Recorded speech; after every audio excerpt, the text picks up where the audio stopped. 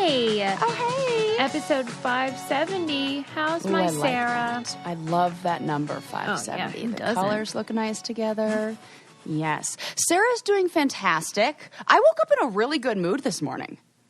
Well, I've been getting great. I think I've been getting like more than 8 hours of, like 7 hours of sleep. And you know how I never sleep like a full I'm telling you, it's night? that proper. I mean, this isn't even an ad. I'm just saying. It really is. Mm-hmm. I've been taking the CBD one. I fucking love that shit. Freaking bats. Wouldn't like that in I'm going to person, say huh? freaking bats. Like, Yeah, freaking bats. Because now that's who you are, freaking bats. That totally is who I am. I did have a near-death experience, however. What? I really did. Oh, tell me. We recently got a new car, but it's a used new car. Because we needed four-wheel drive. Oh, yes. We still got a Jeep Grand Cherokee, but we needed to have the ability to go in the snow. Can you imagine us last year up that driveway without... No. With snow. Oh, my God. Because nobody snow plows your driveway. No. You have to just climb it. Yeah. We had to climb it. Oh, wow. I didn't even think about that. Yeah, it wasn't pleasant. So anyway, we had to get a new car, but it is used. And I was convinced we bought a lemon. And I kept saying that to Adam. And he's like, we didn't get a lemon. I'm like, it's a lemon. Like, something's up with this thing. Yeah. And you know how I never do anything. I never go out. I never go anywhere. I'm familiar. But I went to dinner. And I was coming back. And it was only 7:30. But it felt late because it's dark out now. Right. Yeah.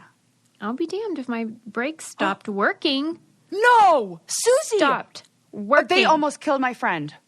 What? Yes. Yes.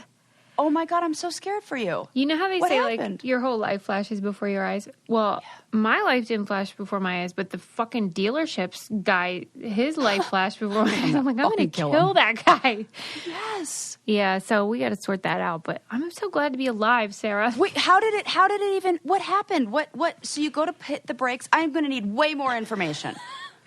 Because in my head, you smash into a cinder block wall. Pieces I was are everywhere. able to pull over eventually, but it was a big to-do because for a long time, I didn't know what was happening. I just heard this really loud noise, and I was like, is my tire flat? So I got out, and I looked, and it wasn't.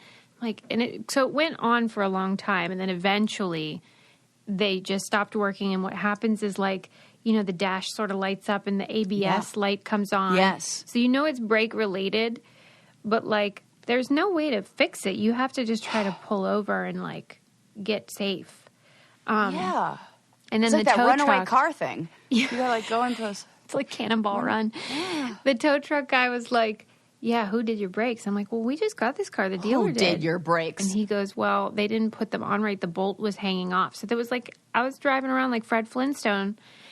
And here's my theory. You know how there's a worker shortage, whatever? I think they have to hire idiots to do jobs now that this is a are really not good theory. Yeah, because it's like this a mechanic accurate. knows how to put brakes on. That's very basic, and that's kind a of big important. Frickin' mistake, right? Too. And you know how they don't say sorry really because they don't want to accept what's the word, liability. Yeah. So we'll see what happens. I won't name the dealership until I hear how they're going to sort it out. But I could have been RIPing right now. Oh my God! I don't even want to consider that as a nope. That's so scary to me. I'm thankful it wasn't worse. It was manageable. Me too. I'm glad you're okay, and I'm glad that didn't happen in where like traffic was really bad, or you couldn't, or you like. I can just imagine you going through an intersection and not being able to stop. Yeah. Like, it's easy to feel scary. unlucky, but it felt like I was really lucky because it could have gone so much worse. So, there we go. Oh, glad to be alive. AWH, if I've ever heard one. Oh, my God. That is the most literal AWH. Literal AWH. Accident waiting to happen. Okay. A Brainiac sent in a story I thought we should lead with. Oh, yeah. Because it combines so many of the things that we love talking about but hate, which are snakes and toilets. Oh, no. Haven't you always sort of been afraid? Yep. Yeah. That's why I'm like maybe not going to go to Australia. Likelihood of a snake crawling up one of those pipes and it almost feels like I'm surprised it doesn't. I'm surprised it doesn't happen more, to be honest. I watched that documentary. You didn't. Susie, I videotaped myself blind reacting to it because I was like, I know that people are going to want to see what I am like She's freaking right out. now. Yes, you see me like it looks like I'm watching a murder take place. I did not think you'd really watch it. I did. Did you lived up regret to all of watching the it? hype. No. Okay. But I knew as soon as there was the scene with the piles of snakes where I was like, no, there are piles.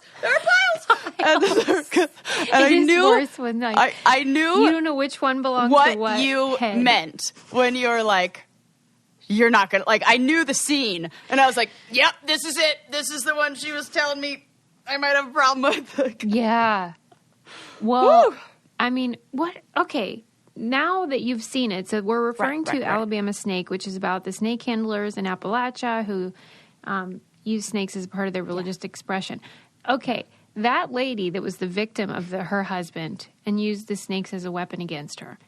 And then you see her in the interviews now, right? And she clearly isn't well, right? She's kind of the cliche of Appalachian wild woman.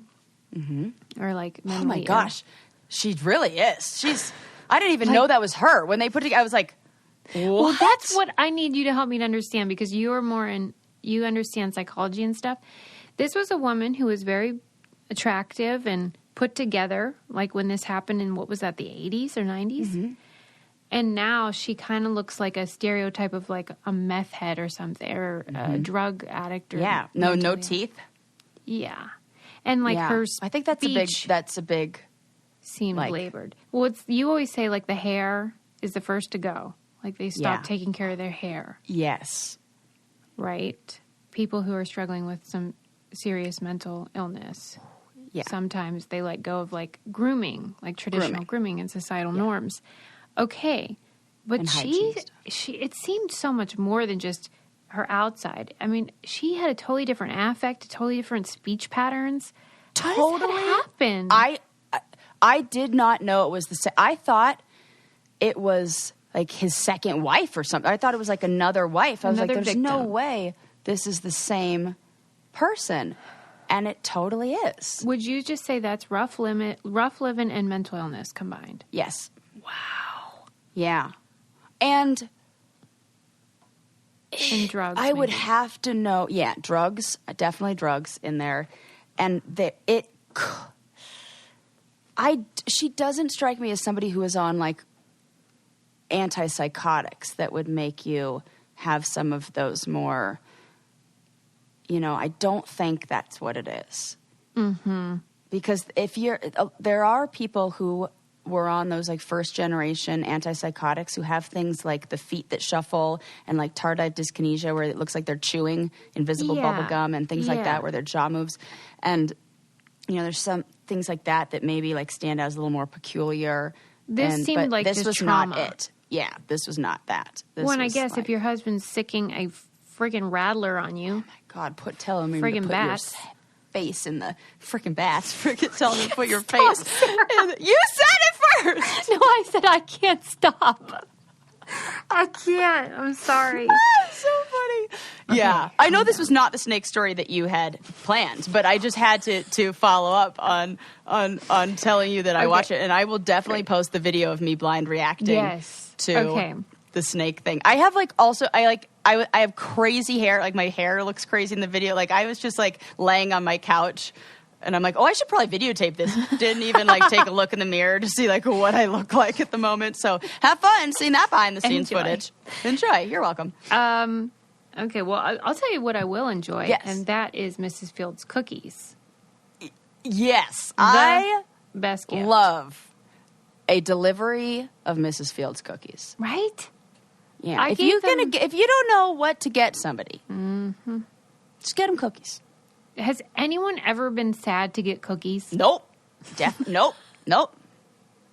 Not Santa. Mrs. Field has all kinds of holiday treats. They would make a great gift for your clients if you're a small business or your neighbors, your mail person. If you want to give them a tip, but you also want to give them a little treat. Your mail, yes. Oh, yeah. You got to tip I love them. my mail guy. Love them. Yeah. I mean, I'm obsessed with any packages in mail. It's as if I didn't order them. I'm like always surprised. I'm like, yay! So now you get to give something to them. Give back to them. They have tons of holiday cookie gift options, tons of different kinds of cookies and products, like something for everyone, fresh baked gourmet treats. So good. And right now, listeners get 20% off everything site-wide. Go to mrsfields.com/candy. That's right. That's Mrs. Fields' gift to you. 20% off everything when you visit mrsfields.com/candy. Get 20% off at mrsfields.com/candy. Delicious. Yes. Yes. As Sarah says. Delicious. Delicious. Okay. Okay, the actual... I want a glass of milk. So you're like Mrs. Give a mouse Claus. a cookie over here. Yes, for sure. I have a turtleneck on, and now I'm all cozy. I know this is the year, by the way, someone's going to tell Lincoln that Santa's not real. Even though he is real, kids. Right. That would be a lie. Santa is real. And I just am curious how that's going to go down. But anyway, I'm glad that he still has his innocence at the moment anyway. Yes. Oh, thank goodness. The snake story in question was a man was on safari in South Africa, and he went to use the toilet, and unfortunately, there was a GD cobra. Oh, I was like, there aren't... the toilet. And obviously, we all know what happened, but I had to No, read we don't you. know what happened. What happened? The snake bit the snake? The snake bit... the snake bit the testicles and penis. So it did. And I have to read what it said. Oh, no. It says in this article... Oh, The fuck. Dutch man was bitten by a cobra snake hidden inside a toilet bowl and forced to undergo reconstructive penis surgery after the venom caused his penis to rot. Ah! Rot. There are a few words that you never want to hear in a description of any body part, let alone genitalia. One of those would be rotting. Rotten penis. Rot. Like, I guess, the venom. Right, because Got it in kills there? it. What is it called? Necrosis of the skin. Really? That's Which what is it's death. called? It's like, yeah. Specifically and, with get snakes? With certain poisons will cause, there's a name. It's like something necrosis. Like It's basically like that part of your body dies, right? yes. Yeah. Oh. The cells, like the poison starts to just like kill the lives. Yep. I want to Google it, but I don't. I mean, So- I'm happy he's alive. He was, they saved his life and they did reconstructive surgery and stuff and did what they could to help. But what a nightmare. Did they? What is it? What is the situation now? It used words like penile implant type of deal. Oh no. But I mean, Yeah. I'm sure he's not exactly in the mood anymore. Yeah. Skin necrosis. Oh, that's really terrifying. I'm sure he's not in the mood. That's what I'm saying. Like, even What what's the happened? point? Like, What I want to know is, let's say the cobra comes up and bites. Then did they let go right away, or do they like latch on like a crocodile? oh my god! I don't know. I think it might be a let go. Oh fuckity fuck! That makes me. I am squeezing so hard, and like my legs are so There's shut. a clench. You couldn't get a frickin' hair sliver. Anything in there. bats in there. Frickin' bats. Frickin' cobras. Right? Frickin' snakes. Holy crap. I mean, I think this is a lesson for all of us. Don't go on safari. I was going to say, don't ever go to the bathroom. Just don't. Just hold it. You're better off. Whatever comes with that. A lot of the places we've gone on the challenge have been places where, there are these types of things. I mean, for real. I remember on Inferno 3, when we would have to wait before we would go into the Inferno, we were in like this derelict building. I mean, it was truly like should be condemned, cinder block type of building. And the toilet, I mean, it was just, there was no seat. It was like disgusting. Right. Just dirty, condemned. Yes. And they acted like that was okay. I mean, I know this is dramatic, but when I read about the Alec Baldwin incident, it didn't really surprise me because I know all the shortcuts these productions make. Right. When they want to stay on budget and stuff. Yeah. They don't even paint the rest of the wall. They stop, you know, like in and a house when that we you're live cutting in. corners about aesthetic stuff, okay. But when you cut corners when safety is involved or hygiene, well, that's a different thing. Yes. Oh, my God. Now, I feel like every time I've gone to the bathroom, I don't mean to look inside the toilet, but, like, you lift the lid and you're not going to, like, not look. Yeah. Is this a porta potty situation? Was this a... It just said a toilet in South Africa, which to me sounded like... Which to me sounds like a regular toilet. Oh, my fucking God. But you're right. Maybe it was like a porta potty. Like, I don't want to use we're good. I'm just going to Okay, let's move on. No, I mean... just like the snake... There was a snake in my bag in one of the challenges in the last one. In the Battle of the... And you can see it. If you watch that season... you will see a picture or a sign on the door of the bedroom that I was in, and there you could definitely it's definitely in the show, like in a shot. What was in it? I have a sign that says "Shut the door, or snakes will get in," and then people because snakes did get in, and then people kept on saying like, "What kind of snake are you talking? Like, are we talking about snakes, actual snakes?" And then people were thinking that I meant it like. Snakes like in the house, and I'm like, no. Oh my God. I actually need you motherfuckers to shut the door because I'm talking about literal snakes, and I don't want like it was a tiny one, but I moved my bag to the side and it like slithered away. Oh, no wonder I'm freaked out. I'm scared all over again. We've really started out on the wrong foot. I know. I think that I'm not afraid of them, and then I talk about them, and I really am. Yeah, when I watched that movie that you saw. I thought, no wonder she's afraid of them. They are disgusting and totally unnatural. They're disgusting. They and should like, be if I can see it, and if I can like, I'll touch it if I can see it. Like if it's like somebody's holding it, like I'm fine with that. But like the wild snakes, no way, man. Well, wouldn't you rather be squeezed to death by one than the fang thing? Yes. Yeah. The instant paralysis and like stuff like that, and then your body dying, and then they say it feels like burning on like the inside. Like a lot of the descriptions of what snake bites are sound like and then nobody, like in that movie, nobody's got the anti-venom for it. Like that freaks me out. That you go to one hospital and they're like, oh, we don't have it. Go drive to like an hour away. I know, right? As you're burning alive and like your skin is rotting. So... Not cool, dude. Not cool. I'll tell you what is cool. Having really stylish, sustainable footwear. Thank you, Rothy's. Yes. I love when I see Rothy's in the wild. Yeah. It is everything I could do to not run up like a person at the airport the other day who had them. And I was too far away in line, and I had Bo with me, so I just stayed in line. I really wanted to talk to her about her Rothy's, so shout out to you and the cute red Rothy's, whoever you are.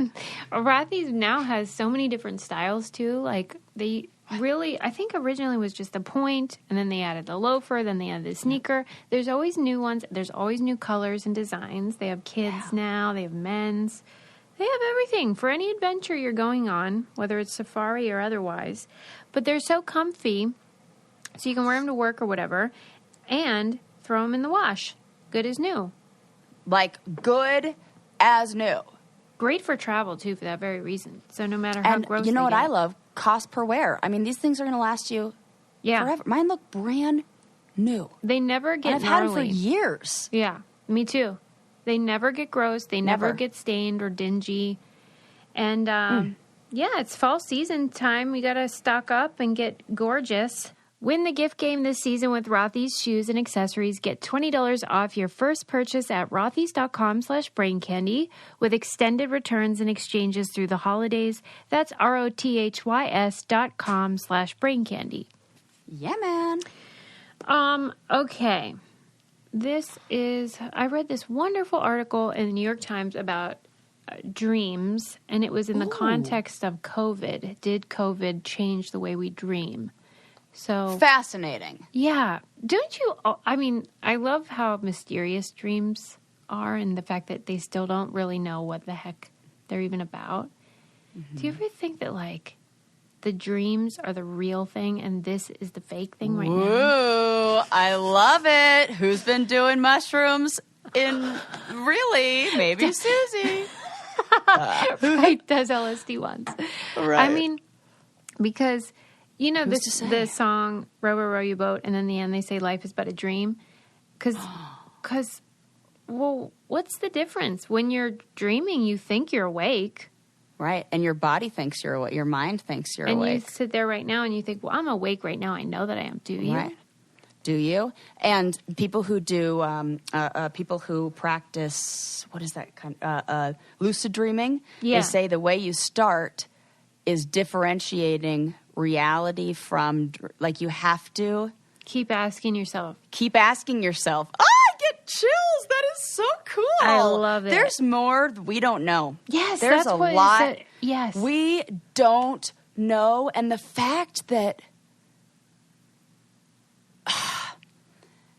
it's really interesting that you can have people share a simultaneous experience in a dream state.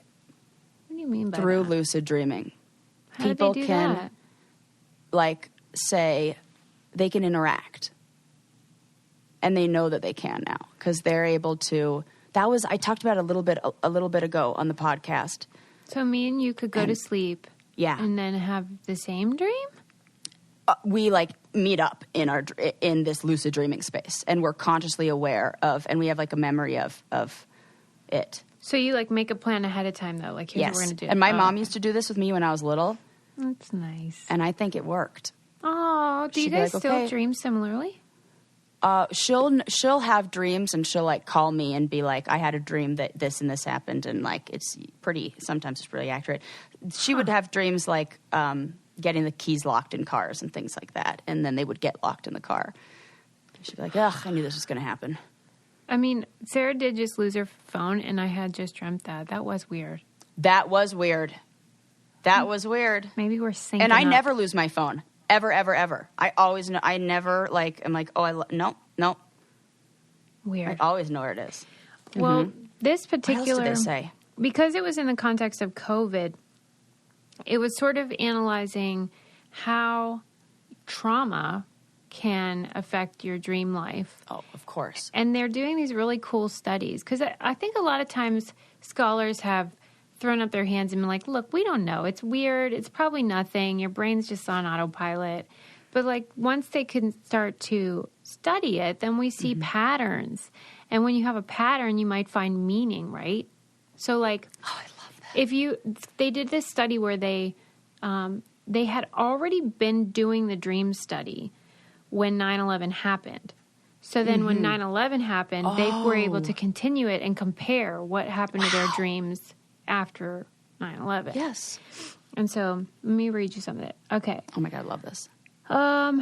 They found that the aftermath affected dreamers differently. The emotions of waking life are reflected in dreams more often than actual events are. And they noticed, for example... The emotions. That's a very important piece. The emotions of real life, of your waking life, are more important. Like stuff like when you go to the store, you're probably not going to dream about that. But if someone's mean to you at the store and you're upset about it. Yes, which is why we can't ignore emotions. Yeah. They're really important. So like then they started looking at people during COVID, and they would report their dreams, and then this researcher would go through all of them and find themes and patterns.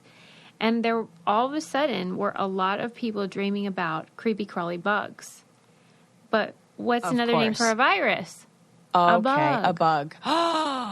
Right? Because your subconscious mind is making that connection, even if you didn't. This is what I say to clients. When our automatic brain works on the information that it has. So when we say virus, it goes and pulls our lazy secretary in our brain, goes to our brain file cabinet, and she's not even looking. She's like, I don't know, on social media or something. And she just reaches back and she pulls out the file for virus and she opens it up and she's like, here you go.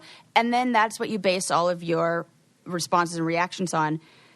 And it uses our past information. It uses whatever we've put into that file cabinet. So if in that file cabinet is like bug and germs and all that, then it's going to pull that out, and that's what it's going to be reading off of. Yeah. Movies that you have seen that talk about viruses. Yeah. Anything that makes any way, you know how we say if it fires together, it wires together? Everything that wired and fired with virus or whatevs. Yeah, that's it gets so freaking pulled out cool. of the file cabinet. Yes. Well, and then like they did it over more than a year, I think. And so they did it in China and different places. And in China, people dreamed about masks right away. But in the U.S., where we weren't used to masks, it took a lot of time for masks to show up in dreams. Wasn't in the file cabinet. Yeah, and then once it got added, then it could be shuffled in. I'm telling you, that's why when everybody you have to go in and like manually, like intentionally clean out your file cabinet and decide what info you want to keep in there and what stuff that you're like, oh, that was from when I was little and I don't need that association anymore. Throw that out. Well, that's so interesting. The scholars are thinking now that that's kind of what you're doing when you're dreaming. Yes. Is like deciding what memories need to be stored for long term, what can be discarded, what you need to refer to later. Yes. And like they did this study where people were asked to memorize a list of words, and then they were then to recite them after spending time in REM sleep. Mm-hmm. And they were worse at remembering the original words, but they had replaced them with like gist words, like that got the pattern that connected them, but like, so your brain is like becoming more efficient. It's saying like, we get the gist. We don't we don't need to remember the details of that particular list. We're just going to get the concept. Stuff like that. And we have a limited amount of like storage space. It decides what it like wants to hang on to and what is important. And it's like when it does, I read another study that said people who do not get enough sleep, like basically like the amount of sleep that is needed for them, will have higher rates of anxiety and will have more the inability to process in that way, to go through and to allow your brain to, they tend to be more suspicious of others, more less like self-compassion and lower self-worth, and feel like it like impacts your interpersonal relationships because you're not able to do that thing and be like, oh, they didn't really mean that. Yeah. That was just, so you get hung up on things that if you were to fully get that REM cycle and everything that you needed, and your brain was like, oh, we get the gist of it. That guy was having a bad day, rather than that guy was personally attacking me when he cut me off in the driveway as he was pulling out and then gave me the middle finger, whatever. Mm-hmm. And our brain can't get the gist of it, and then we tend to personalize it more and internalize it. This sort of, the ending of the article said, this scholar said, dreaming is above all a time when the unheard parts of ourselves are allowed to speak. We would do well to listen. Because she said that like a lot of times people in her field are like poo-poo her for focusing on that, and she's getting sick of it. Because she knows that it matters. It does. I think, too, that, this falls in that category of, like, when something is perceived as feminine, it's like, this isn't rigorous academically. Yes.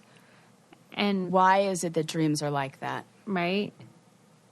But that's who likes dream interpretation. It tends to be women, stuff like that. So then scholars are like, this isn't rigorous, intellectual. That's interesting. Yeah. I want to know why. Why that's associated. Well, don't you think we're trained our whole lives to be more interested in our interior life? Yes, 100%. So that just is probably an extension of that. I'm sure. That totally makes sense. I guarantee you it's not just like we're born to prefer that. No, right. We're supposed to be quiet and introspective.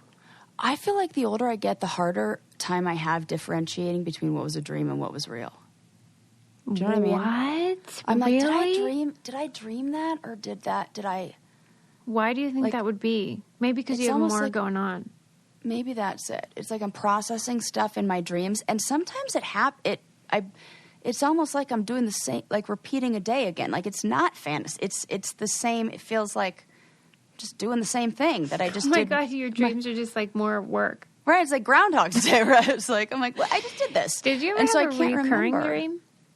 Yeah, I had one reoccurring dream growing up where I would fall down I would go down like I don't know if it was like a well or it was like a hole in the ground or like some hole. That's that interesting. kind of like Alice in Wonderlandy type, and I would slide down it, and then it would turn into like a padded tunnel with that red and yellow circusy kind of like tent colors, but it would be like a bouncy house, and then I would go down and I would be in this like bounce house circusy world, and I would just bounce around in this underground bouncy house circus world. And yeah, it was really cool. It was cool. It was like I don't know. I think I want to say that it's probably because growing up, one of my favorite books to look at was If I Ran the Circus by Dr. That book Seuss. So much. You gave it's it so to me long. and I cursed your name. Oh, I gave it to you. That's it. Lincoln always wanted that one because it's so long. Yes. Damn it. And I was just like Lincoln, so I was like, I want that one. God. That's funny. And that's probably it. I think that's the one. Because it is in his backyard that he... Yeah, that's it. Now that makes sense. I see it now. Oh my God. You had to hide it. Oh, God, that's so funny. That's really funny because, like, I've always jokingly said I want to be like Aunt Sarah who gives the gifts that annoy the parents. Never did I think a book was going to be the thing that I would give my dear friend Susie, PhD, doctor. Mama's tired. She's like, no books. Doctor. Can you just give him drum set like a normal aunt? I got him that for Christmas, don't tell. I mean Santa. Oh, he's going to freaking love that. Oh, and Adam's going to love setting it up the night before. No, I bet he really will. Adam picked it out, and he was like, we have to get this kind. And I'm like, why? That doesn't look as cute. And he goes, because you can turn down the volume. Smart. Yeah, he's thinking ahead. But we'll definitely get lots of video of it. And if you have old videos, you're going to want to put them on your legacy box situation. This is the easiest Christmas present. Just do this. This is like... That's a great idea. Mom, check. Grandma, check. Everybody, check. Just give them... Yes. You could probably do it and then do like a joint. Everybody gets access to all the digital all the media. Files. Oh, yes. That would be cool. I just asked my best friend Leah, growing up, if she had any videos from when we were kids because, you know, we were poor. We didn't have video cameras, so I don't have any. But she had one, and I would love those files. You know what I mean? Because then you have a digital record. And it's such a nice gift. All those old VHS or reels or whatever the heck people were using back in the day, you can just get them into a digital file, and then you can enjoy them and post them on social media. And make a documentary film if they're really good. Hey, yeah, you don't know what's on there. You could be making the next great documentary. Visit legacybox.com/brain to take advantage of this limited time offer for 40% off. Take advantage of this exclusive offer today and then use their kit whenever you're ready. That's legacybox.com/brain. Save 40% off. Legacybox.com/brain. What a great idea. It's so easy. It's so great. Yeah, and all your hard copies of pictures too. Okay. Moving on. Yeah, so dreams matter. Pay attention to those. That's so cool. I read a great article in, like on a science website. It's called neurosciencenews.com. And it was about how we see ourselves in contrast to like selfies. It was using selfies as sort of the barometer for how we see ourselves. But they used these, it was such an interesting way they set up the study. So they would show you 2 selfies, random selfies, and then you would say which one looked more like you. And then they would do it several hundred times to eventually try to formulate a sense of like how you see yourself when you picture yourself in your brain. Mm-hmm. And people's mental pictures of what they looked like weren't true to life and were influenced by what kind of personalities they believed themselves to have. Okay. So this is awesome. Isn't it? Yep.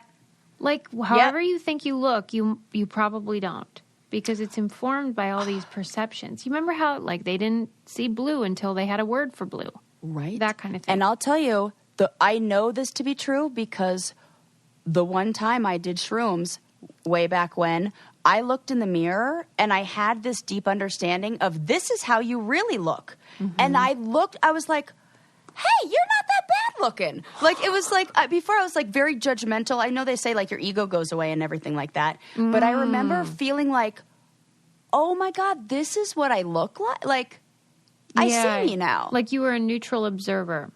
Yeah, I was a neutral observer for the first time. And I was like, I got a more clear picture. And I think because I look a lot different than I did when I was younger and like, you know, even like lost a bunch of weight. In my head, I still see myself I think that's very common. Yeah. Yeah. So I totally get that. It was saying that if a person believed that they were an extrovert, they pictured their own faces as looking more confident and sociable and then they appeared to other people even. So like they thought they looked fantastic. And maybe it's the opposite.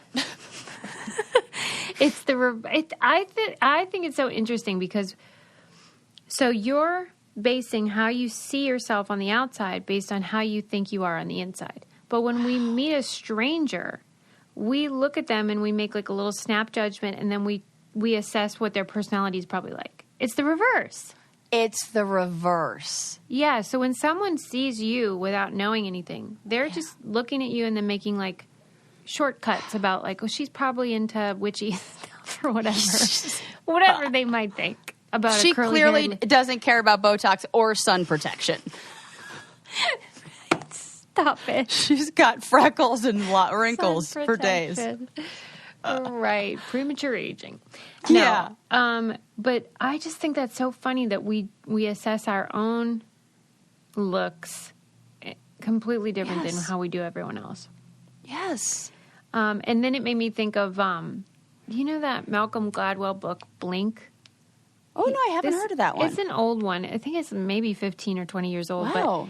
But he decided to write this book because, you know, his signature afro that he has? Yes. Well, he didn't used to have it. And one day he just decided to grow it out. And everyone started treating him differently. He's the same person. But when you see a guy with an afro, you make different assessments and judgments than a straight-laced sort of traditional haircut. Yeah. And so that was his inspiration for the book, which is all about those snap judgments and why they are not that bad. Like it means your brain is efficient. It was good for evolution, but there are some pitfalls that can happen as a result. Are there any downsides to there being a discrepancy between how you view yourself and how others view you? Well, if you think you're an introvert, then they said that people tend to see this works for your face and your body. They tend to think they're more overweight than they are and like more grotesque than extroverts who think like they are looking fabulous. And that is my brain does not do that with like, because I think some of the most gregarious and like bubbly, warm, outgoing people I know, like, come in a big range of sizes. And yeah, but they're assessing the way their brain sees themselves. So they think like, they look great. A person, okay, got it. They have like higher self-esteem. Yes, okay. And like body confidence or whatever. Then so somebody who is an introvert will see themselves as being more overweight. Oh, that's sad. I know. I was thinking about all the people I would put in the category of introvert, like true introvert.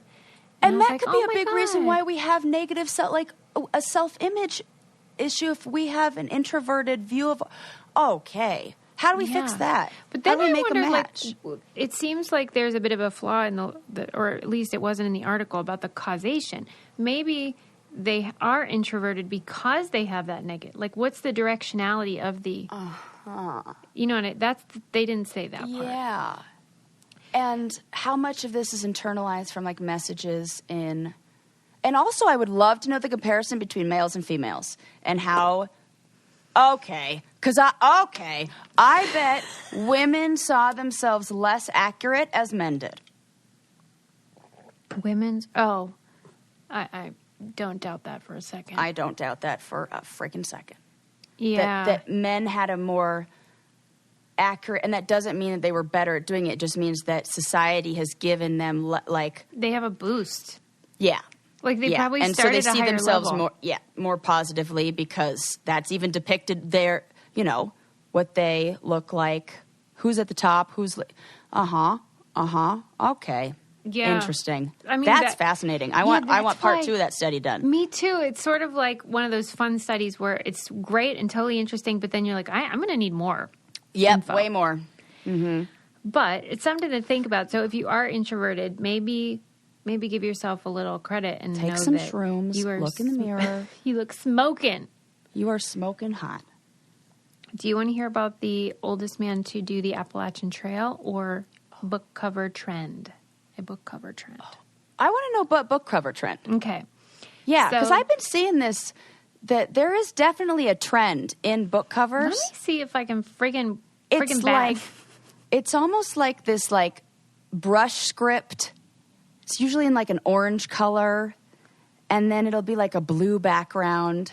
This fit like gone. There was like a whole bunch that did this, and it was like every Reese Witherspoon book club pick looked like the same cover. Okay, so let me... It'll be like 2 colors, like a dark blue and a light blue. Okay, I'm going to pull this up. You can walk me through it, and I can... I will edit out this boring thing of me trying to screen share. Okay, let me see. Okay, here are the style of book club books that we're referring to. Exactly. See, that's such a fun age. That's exactly the one I was talking about. Blue background with the orange scripty looking. Yep. Okay, so what on is the this, deal with this? if you're not on Patreon, so you can't see it, there's The Vanishing Half. That was very popular. Such a Fun Age. Untamed by Glennon Doyle. These are all very popular books. Yeah. Okay, so now... You know what this is? This is LuLaRoe leggings turned into book covers. And in this article, it called them a blob of suggestive color. Which is exactly how you would describe those leggings. LuLaRoe, or however you say it. LuLaRoe, I think. Roe. Okay, so the article that I read about this trend, I mean, book cover trends are always going to be a thing. They've always been a thing. I mean, that's just the nature of consumerism, capitalism, and advertising. Design. Yeah. But they were wanting to dig a little deeper, and they were talking about how because Amazon has become, it's taken over everything, but especially the book world. Yeah. And they have made it so that even though we're selling more books than ever before, that the profit margin is so much lower because, Amazon basically forces them to keep their prices so low. Right. So they have to do safe book cover designs, like things that are just sort of like not safe, interesting, really. Right. No, nobody's going to be offended by this book. Also, you're going to have no idea what it's about by looking at the cover. Yeah, and it's colorful. Mm-hmm. And they say that it's once they have a hit, they have a bestseller, then everyone copies it because then somebody that read that book will think, oh, this reminds me of this other book I read and liked. So they need it to be like derivative in order to evoke and entice consumers, essentially. Yes. One thing that I thought was weird that seems so obvious to me is that those books are also highly Instagrammable. So this was the argument with the LuLaRoe leggings, where it was like, why are they popular? Because the women who were selling them were taking good photos online. To us, it'd be like, well, I'm not wearing those freaking things. But we see the person, we're like, that makes a great Instagram photo because it does. It's colorful. It's very Instagrammable. And then it tricks us into thinking that we like the product when really we just like the colors and the advertising for it, which is all advertising. The goal of every single ad ever, right? What bummed me out, though, was that these books are almost all fiction. They are almost all written by women, and they are often women of color. And so the people that have the most to gain from being separate and sort of like being identified as like, here's a new awesome person, then get lumped into just a big pile of suggestive blobs or whatever that's. Because I wouldn't know about any of that information from those covers. Yes. Yeah. But maybe we should. And it would be nice to know that, you know, who the author is. And like male authors I was just going to say, they put their freaking picture on that, like, people who are like James Patterson or whatever, like they just throw their whole face on the thing. Their name is like half the cover. Right. I mean, oh my gosh, you're so right. It's not great what goes on in that world with men and women authors. But yeah, it also reminded me, though, I think it was on Vox, there was an article about how all businesses, sort of chain companies, are all becoming very generic looking, you know, like when we were growing up, how McDonald's was like, it looked like you're saying, like the circus thing, like your dream.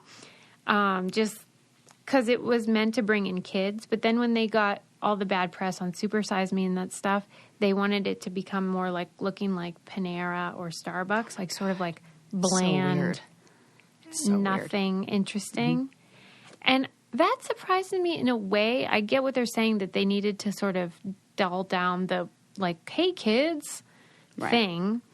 But wouldn't they want things that are Instagrammable in the same way the books are? Wouldn't they want people to take pictures? I think when you're talking about a place like McDonald's, where the food, when you order it, is probably the least Instagrammable thing when you unwrap that wrapper, that looks so far from what the actual advertising looks like, I would be like, nope, I want you to get out of here as fast as you can. I don't want you to take a picture with that. In fact, let us handle the advertising and the pictures, because that we don't want you. And even the colors, like my mom, being a wardrobe stylist, and my dad being an art director, part of their jobs were to care about like the colors and the patterns and things like that. So my mom and dad they did a Sizzler commercial, and my mom was telling me all about the patterns that they use on the chairs in Sizzler are designed to make you feel uncomfortable and get you out the door as fast as you can. And so they will change them for the commercials and put to make it so it doesn't look like that, because they want you to want to stay, like come in. And it's very, there's a lot of thought put into it, and it really affects how we, interpret or like what we think of the product. Yeah. All of these companies are just coded for various human behavior to inspire different behavioral things. Yep. But it is fun to try to like decode and figure out what the goal is. And sometimes once you have the awareness. Yeah, right. But it does bum me out. I was just talking to my mom about this, how even like when I look at people's homes, they look so beautiful, like very clean and white and lovely. But I know we're going to look back and be like, why were we all living in hospitals? Everyone's house looks very sterile and like everything's white and gray. That's what's on trend, or black and white. And I'm just like, we are going to look back and be like, what were we thinking? I know this is going to happen. Are we? Because I think about my house and I'm like, it's perfect. It is. And it totally is. Like I was showing the guy I'm dating, like, picked videos of my house. I was like giving him a little tour, and he was like, I don't think I could ever come over. It's too white. I'm too dirty for this house. Like me and my dog, just, I don't know if this is. Well, and that's how everybody's house is.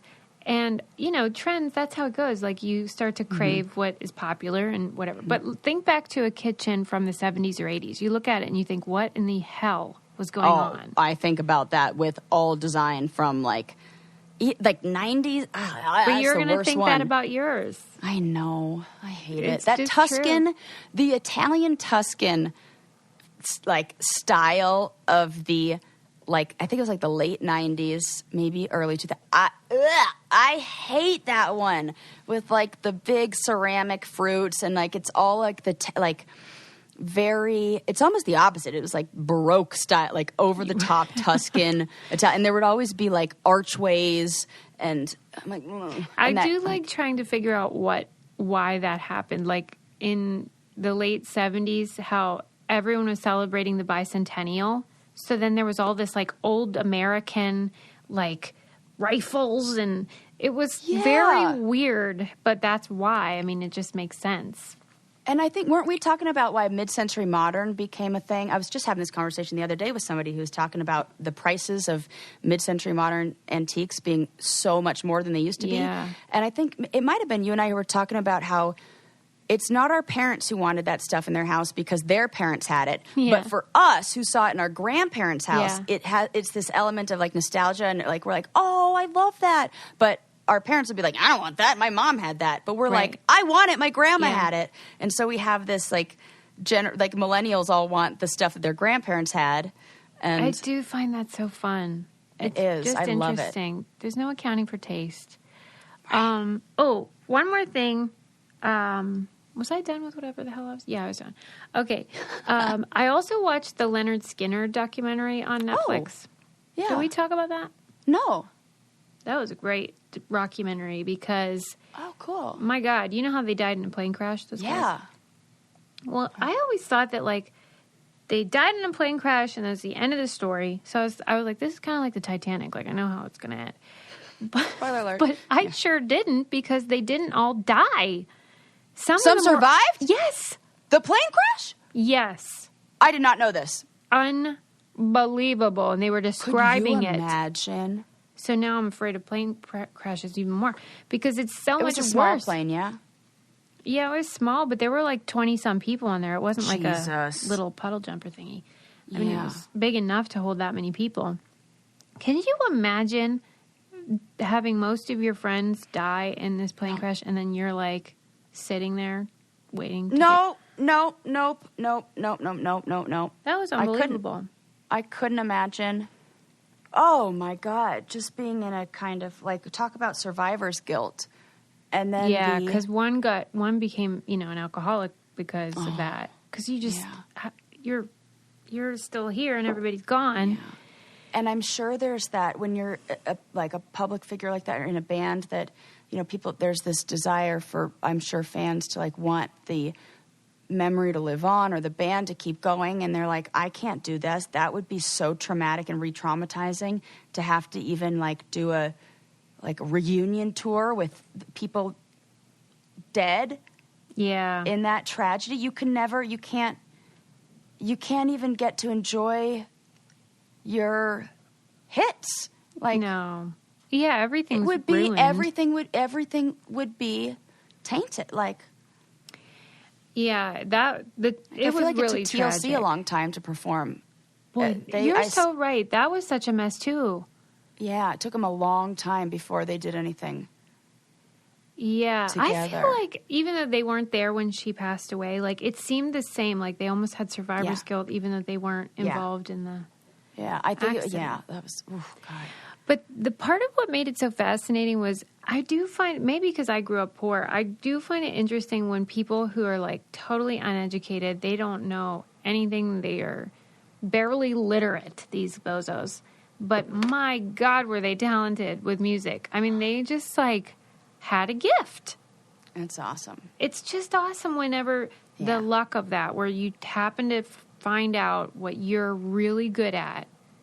But I mean, I do think that contributed to the calamity of it all, because they were sort of like, almost like fatalistic, just like whatever. Right. I know that's very like, rock and roll, but live fast, die young is kind of like the, and when you grow up in an environment where there isn't where the future for you doesn't, the path towards success or the path towards like a desirable future that society would deem like good job, when that seems unclear or there isn't a model for that in how you've grown up, it would be really easy to be like, nah, I'm just here as long as I can. Like, here for a good time, not a long time thing. Yeah. Because there's no ability to have that, vision of the future and that model for success by a traditional path. And the lead singer, I mean, they knew this plane was having trouble. And the lead singer was like your tire, your brakes. Yeah. The right, this has been a very dark episode. But the lead singer was like, oh. Necrosis of the penis. I almost died, near-death experience. Hey, remember that plane crash a long time ago? It is weird how we don't plan themes, but they do tend to They do. I did not mean to have a dildo theme on our last episode, but somehow. Wait a minute. Oh, yeah. The lead singer, he was like, oh, whatever. When it's my time to go, it's my time to go. And they got on the plane even though they shouldn't have. But, okay, listen to this. So. He really said that before the plane? Yeah. Because they said, I don't know if we should go on there. They were having trouble with it. Okay, well, if you ever hear that from a pilot or... Right. Okay, getting off the tarmac. They're on the plane, and one of the engines goes kaput. Okay, so that's this sucks. But they were like, okay, brace for emergency landing, and they were going to be able to land. But then the pilots, who had been drinking... By the way, oh my God! Decided they wanted to get some of the fuel from the working engine into the bad one, so that I don't know, for some reason they had to move the fuel. Well, they accidentally pushed the button that dumps the fuel out. So really, they didn't die. They didn't crash because of the engine. They crashed because of pilot's error. Mm-hmm. Because they ran out of fuel. Oh, my God. I didn't know that. That's a fucking tragedy. I mean, can you even imagine? No. I would just sue I don't know. That seems like the most negligence, I'm sick. I'm sick. And I just think about the families of the people, if I were, I'm going to assume the pilots were male because this is taking place in, whatever year that was. Whenever year.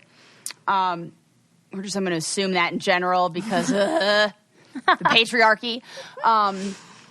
To think about being the wife or spouse or child of that pilot and that it's almost like I would have this feeling of not like I did it, but this feeling of guilt in a way. Yeah, it's like and that's you not get even trauma, mine. and you get trauma. Yep. Yeah. So many. What do they call them? Bystander. What is the word? Casualties.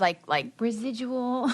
Yeah, I know there's what something you mean, though. for that. Everybody's yelling at their radio right now. So there you go. You guys love when this happens. You can whatever message the us. word is that we're missing. That's it.